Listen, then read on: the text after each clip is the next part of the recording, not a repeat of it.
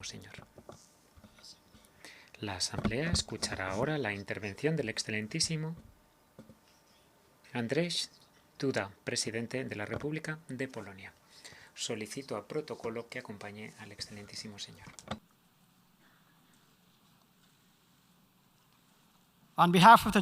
En nombre de la Asamblea General, tengo el honor de dar la bienvenida al excelentísimo Andrzej Duda, presidente de la República de Polonia, a quien invito a comparecer ante la Asamblea.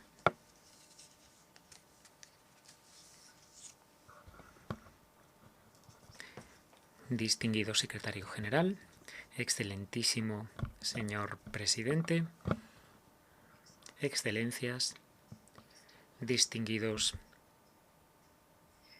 jefes de Estado y naciones y gobiernos, estimados delegados, señoras y señores. Hace un año yo pronuncié mi declaración en esta misma instancia como presidente de un país de 38 millones de personas. Hoy estoy en este podio sabiendo que en mi país, en Polonia, según varias cifras estadísticas, viven más de 40 o incluso 41 millones de personas, según algunas fuentes. Esas 3 millones de personas más son sobre todo refugiados ucranianos, nuestros vecinos. Algunos son invitados permanentes nuestros y otros se desplazan entre Polonia y Ucrania. Sin embargo, hay algo que todos ellos tienen en común. Están refugiándose en nuestro país de la guerra y de la muerte, de la esclavitud, en la ocupación rusa tras la invasión rusa de Ucrania. La guerra lleva ya más de 7 meses en marcha, guerra provocada por la agresión rusa. Es una guerra en la que Rusia no se contenta con luchar contra el ejército ruso. El ejército ruso está matando a civiles. Se les está obligando a reubicarlos en su propio territorio.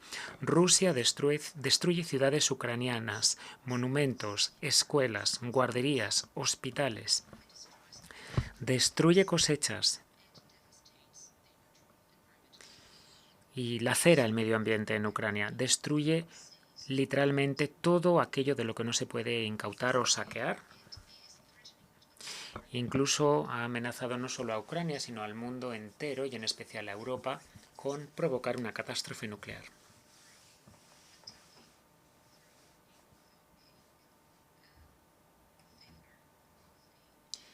Invocando fallos en una central nuclear, en concreto la de Zaporilla. La decisión de librar esta terrible guerra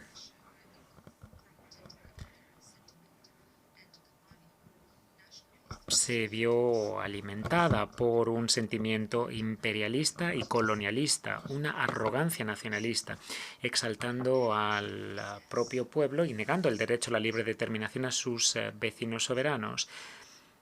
Así lograron obsesionar a la nación, que es la nación de uno de los estados fundadores de las Naciones Unidas. Nación que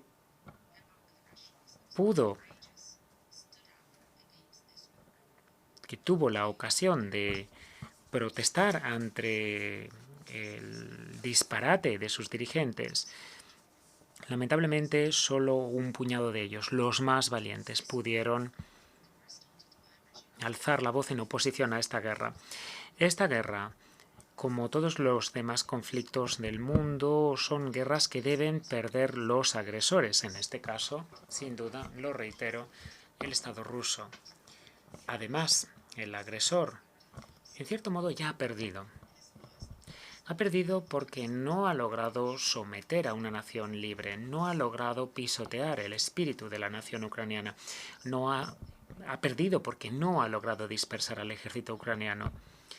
Ahora, en su contra, no tiene solo al Estado ucraniano, sino a una nación de muchos millones de personas, la mayoría de los cuales no quieren que se negocie nada con el invasor hasta que se retire de las tierras ocupadas de Ucrania. La mayoría de naciones del mundo están en contra. lo han dicho alto y claro también en las resoluciones que se han aprobado en este lugar, en las Naciones Unidas. Mi país, Polonia, se opone a todo ello. Y que sepa Ucrania, aquí y ahora, que siempre podrá contar con Polonia. Señores y señores, yo fui uno de los políticos que incluso antes de la guerra creía que Ucrania lograría defenderse. Hoy estoy convencido de que Ucrania prevalecerá, de que los refugiados podrán regresar a sus hogares, de que se reconstruirá Ucrania, de que sus fronteras reconocidas internacionalmente serán recuperadas. Mi país, Polonia, sumando fuerzas con sus aliados, hará todo lo que pueda para que así sea. Pero hay otras facetas en esta guerra. Tiene repercusiones económicas en muchos ámbitos. Hay una guerra paralela que ha librado Rusia, es la guerra contra nuestros principios y valores comunes, en contra de nuestra humanidad. Y quiero hablar de ello hoy también porque veo en este salón a representantes de muchos países conocidos de África, de Oriente Medio y de Asia, con cuyos dirigentes yo pude hablar justo antes de la guerra o durante la guerra. No se trata de un conflicto regional. Este conflicto, esta guerra de Rusia contra Ucrania ha atizado un incendio mundial. Esta guerra repercutirá en nuestros países y en los de ustedes. Eso en caso de que no lo haya hecho ya. Presidente, señoras y señores, uno de los efectos más dramáticos mundiales de la agresión rusa es la crisis alimentaria y el espectro de la hambruna que se cierne sobre muchas zonas del mundo. He debatido sobre el tema largo y tendido en recientes visitas a países de África Occidental, Nigeria, Cote d'Ivoire y Senegal. En esos países debatí con sus dirigentes en cuanto a seguridad alimentaria y las posibles repercusiones de más restricciones a las exportaciones de cereales y fertilizantes de Ucrania y Rusia. El tema también surgió en discusiones anteriores que mantuvimos con otros presidentes de Europa Central y Oriental, con dirigentes también de África, de Oriente Medio y de Asia. También recuerdo perfectamente una conversación con el secretario general de las Naciones Unidas, el señor Antonio Guterres, a altas horas de la noche en Reshov, cuando el secretario general estaba de camino a Ucrania para debatir los problemas relacionados con la alimentación. Gracias, señor, por su ahínco, por su compromiso, por su voluntad y por el valor que usted tuvo, señor secretario general. Algo de lo más necesario en estos momentos tan difíciles para poder representar a la comunidad internacional reunida en la mayor organización del mundo. Señoras y señores, desde el inicio de la invasión, Rusia, de manera deliberada y cínica, ha destruido cosechas, material agrícola y la propia invasión ha reducido drásticamente las cosechas ucranianas. Los datos lo dejan claro. Rusia se ha incautado de territorios agrícolas que suponen el 22% de todo el terreno agrícola de Ucrania. Una quinta parte de la tierra, que es el granero de muchos países no europeos. La tierra que produce casi el 30% de los cultivos de invierno, apenas ha podido producir nada esta temporada o se han saqueado esas cosechas. No necesito aquí recordarle a nadie que Ucrania es uno de los mayores productores alimentarios del mundo. Es el granero no solo de Europa, sino del mundo entero. Según cálculos conservadores, las cosechas ucranianas de este año serán un 35% menores como consecuencia de la guerra. Señoras y señores, insisto, 35% menos. Más de una tercera parte del granero de grandes zonas del mundo ha quedado eliminada por la agresión rusa. ¿Y quién va a sufrir sus consecuencias? Pues quienes más necesitados están. Es un arma económica. Se utiliza como arma la alimentación y afecta sobre todo a África y a Oriente Medio. Llevo ya mucho tiempo en la política como para no ser ingenuo. Esta es una política que Rusia lleva a cabo adrede.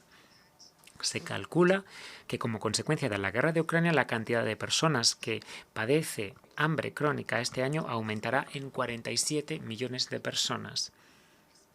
E insisto, sobre todo en África y en Oriente Medio. Esta catástrofe, esta hambruna catastrófica que provoca Rusia por su invasión de Ucrania es allá donde será más obvia. Excelencias, señoras y señores, como comunidad internacional tenemos la obligación de evitar que nadie en el siglo XXI de manera cínica y adrede provoque hambrunas artificiales para lograr sus objetivos políticos, como hizo Stalin en los años 30. En este contexto es crucial que el 22 de julio en Estambul, Rusia y Ucrania firmasen respectivos acuerdos con Turquía y con las Naciones Unidas, documentos que lo que buscaban es desbloquear la ruta marítima del Mar Negro para la exportación de millones de toneladas de cereales ucranianos. Una vez más, reconozco el papel significativo que tuviese el secretario general de las Naciones Unidas en la conclusión de este acuerdo, el señor Antonio Guterres. Este es todo un éxito de la Organización de las Naciones Unidas y de nuestro secretario general en esta situación tan difícil.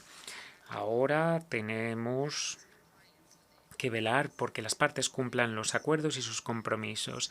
Me preocupa que cada vez Rusia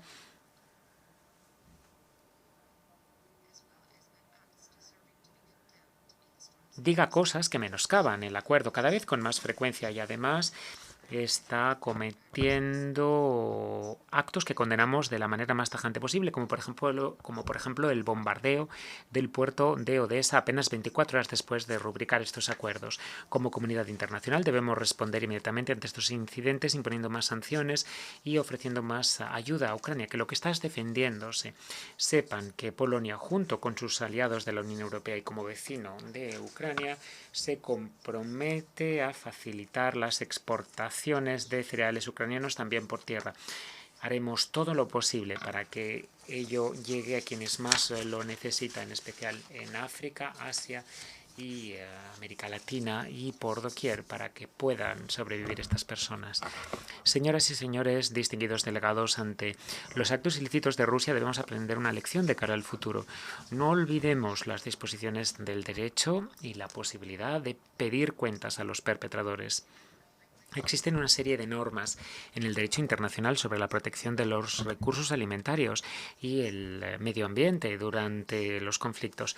Entre otras cosas, caben citar las disposiciones del artículo 11 del Pacto Internacional de Derechos Económicos, Sociales y Culturales, que reconoce el derecho fundamental de todo el mundo a vivir al amparo del hambre, y en el que los estados se comprometen a distribuir de manera equitativa los suministros alimentarios del mundo. Además, el protocolo 1 de los convenios de Ginebra sobre la protección de las víctimas de conflictos armados internacionales de 1977, en su artículo 54, prohíbe, entre otras cosas, atacar, destruir, eliminar o volver inservibles objetos que sean indispensables para la supervivencia de la población civil, como alimentos y zonas agrícolas.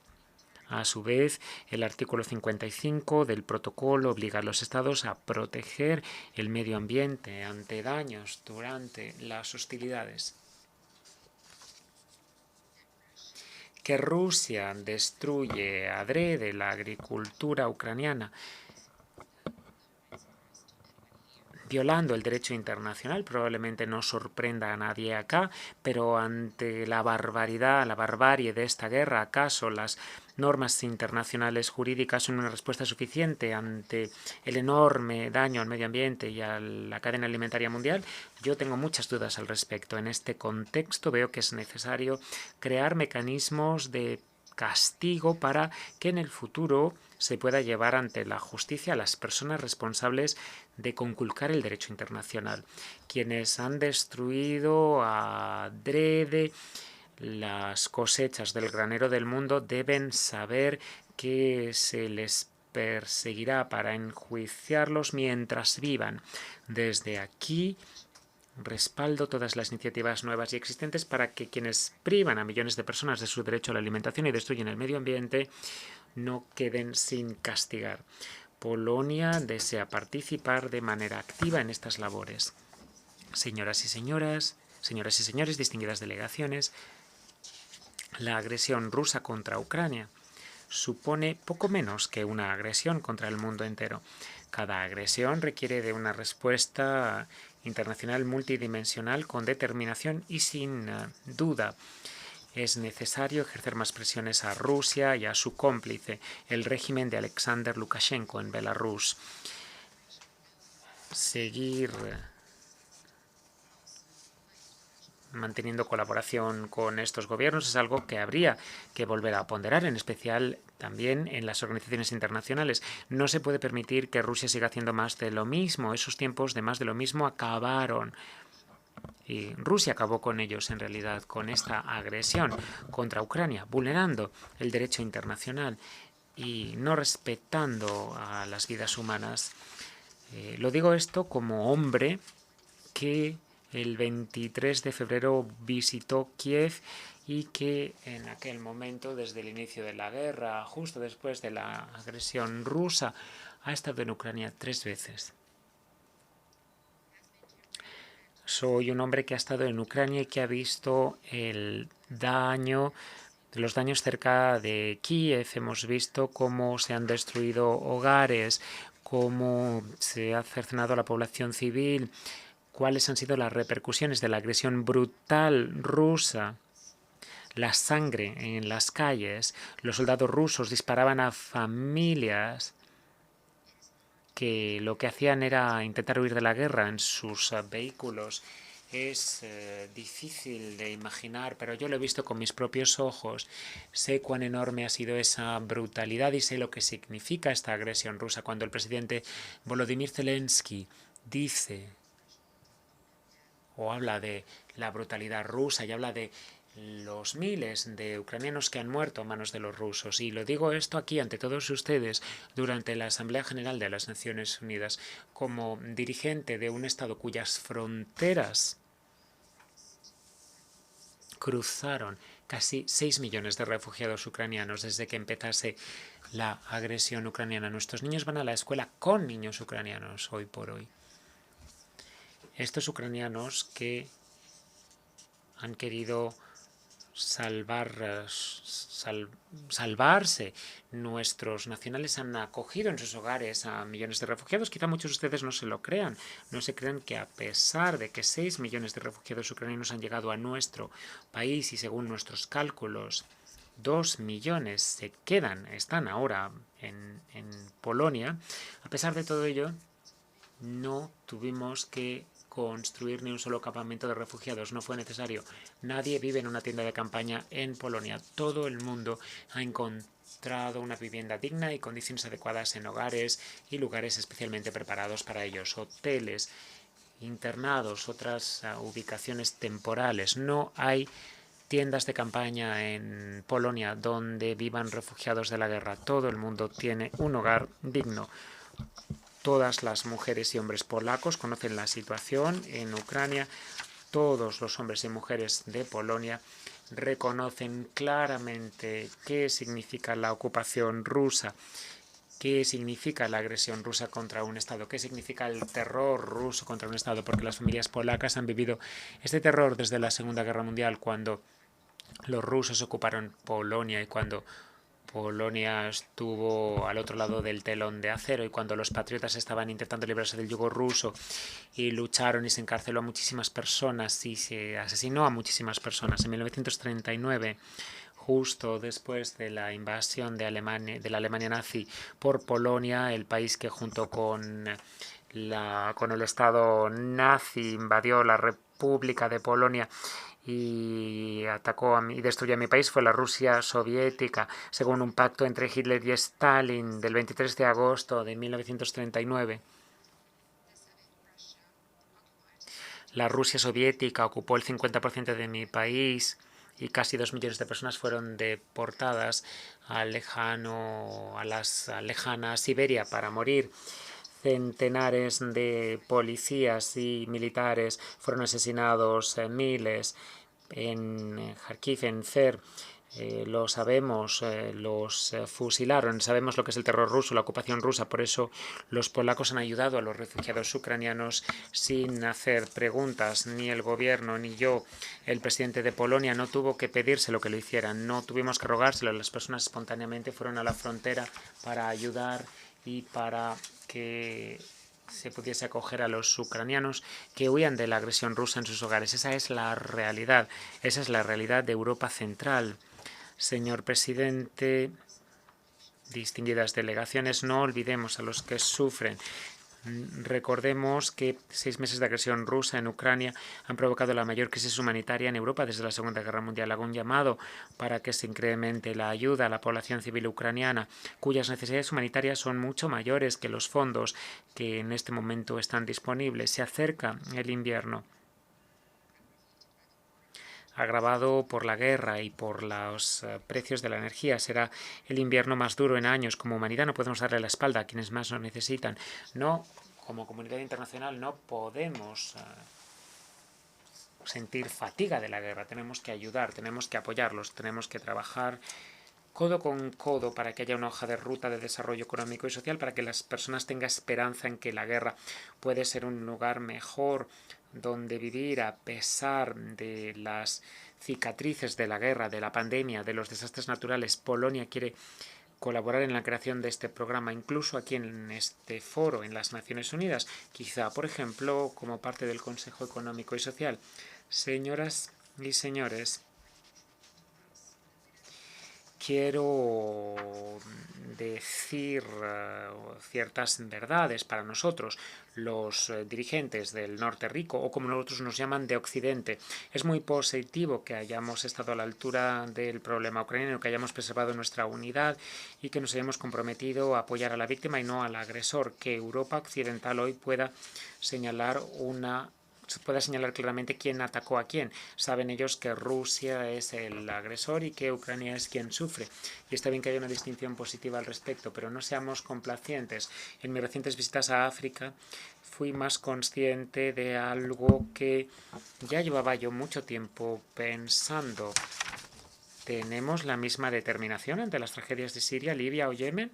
¿No volvimos a hacer más de lo mismo después de las tragedias de la República Democrática del Congo, las guerras en el Cuerno de África?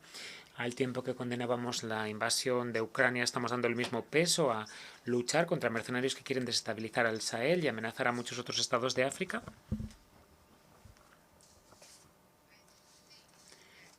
Creo que eso es lo que se puede aprender de esta guerra. Si las Naciones Unidas quieren estar verdaderamente unidas, cualquier respuesta a las vulneraciones del derecho internacional deben ser algo idéntico, basado en principios y de manera muy decisiva. El mundo es un sistema de vasos comunicantes. La víctima hoy es Ucrania, pero si el imperialismo ruso se sale con la suya, mañana puede ser cualquier país del mundo. Será otro quien expolie los cultivos de otro, será otro quien expulse a civiles y los asesine. No podemos permitirlo. La postura de Polonia ante cualquier guerra es clara y no tiene ambigüedad posible. Exigimos un respeto absoluto a las fronteras reconocidas internacionalmente. La inviolabilidad de estas fronteras es el elemento fundamental del orden mundial y esa es la condición necesaria para que haya paz en todos los casos. Ucrania es hoy la víctima, mañana cualquiera de nosotros podemos ser la víctima, a menos que respetemos esas normas claras, a menos que obliguemos a que se respete el derecho internacional. Y es obvio, Rusia debe a Ucrania reparaciones de guerra que tendrá que pagar. No puede haber justicia sin reparaciones. Ello se aplica a cualquier país que esté saqueando a otro país. Se aplica hoy, pero también se aplica a las cuestiones pendientes del pasado. Lo digo esto como presidente polaco, como presidente de Polonia. Polonia que experimentó los horrores de la Segunda Guerra Mundial, arruinada y destruida, y que perdió a 6 millones de ciudadanos, incluido a 3 millones de ciudadanos judíos. Señoras y señores, por ello, Polonia no debe cejar en sus esfuerzos de pedir cuentas a Rusia por su vulneración del derecho internacional. tanto como Estado como a escala individual. Esta guerra debe resolverse de manera en que el agresor pague por las pérdidas y daños que ha causado. Se debe pagar por cada ser humano asesinado en Ucrania, por cada hogar destruido, por cada escuela destruida, por cada hospital destruido. Así tiene que ser. Utilicemos nuestras facultades para garantizar que se juzga y culpa y se castiga a los culpables. Ya estamos colaborando con la Corte Penal Internacional y la Corte Internacional de Justicia para ver cómo identificar y perseguir a los perpetradores de la manera más eficaz. Distinguido señor presidente, señoras y señores. En muchos casos en su historia, el mundo ha enfrentado guerras que buscaban la partición por parte de enemigos de la libertad, con ambiciones enfermas y el deseo de una dominación total. Genocidios de Adolfo Hitler, de Stalin, de Pol Pot. La esencia de estas guerras no ha cambiado. Siempre empieza con un culto a la fuerza y a creer en la superioridad racial, ideológica o de otro tipo de cualquier ser humano, ya sea una persona de otra nacionalidad, de otro país o de su propio país a veces. Sin embargo, el hombre siempre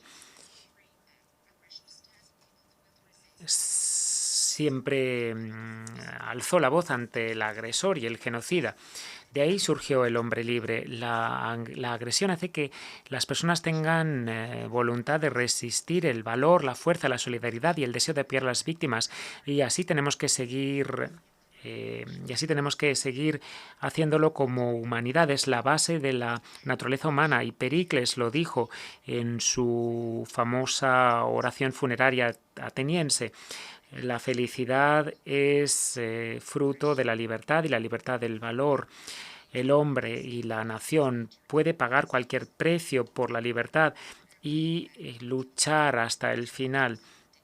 El hombre así defiende la dignidad humana. Ucrania para nosotros hace gala de un valor increíble. Por ello les pido a todos ustedes que no seamos indiferentes ante el heroísmo y la plena determinación de la lucha por la libertad. Nunca mostremos indiferencia a cualquier nación que se defiende ante la tiranía y ante la falta de respeto a la humanidad, porque así estaremos defendiendo a toda la humanidad contra esta tiranía y la visión del mundo donde solo la mano dura gana es algo erróneo e inmoral y además puede suponer algo que